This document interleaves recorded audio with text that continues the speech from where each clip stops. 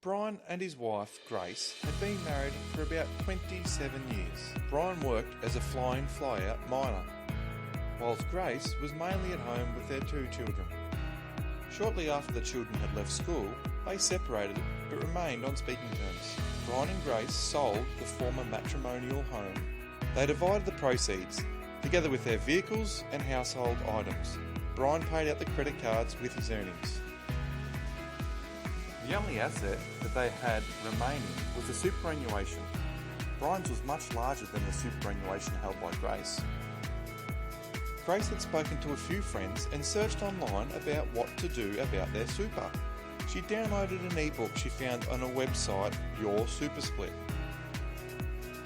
It explained that Brian and herself could divide or split their super to come to a fair agreement to finalise their property settlement. Grace then had a choice. Perhaps go and see a solicitor, do nothing, or decide with Brian how much super each of them should keep.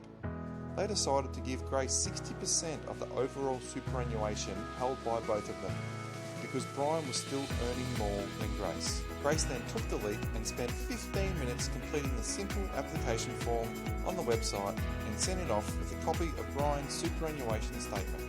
Very shortly after, Grace received a call from Lyndall, yes, her real name, the customer service coordinator from Your Super Split, who clarified a few details in the application and explained what would happen next.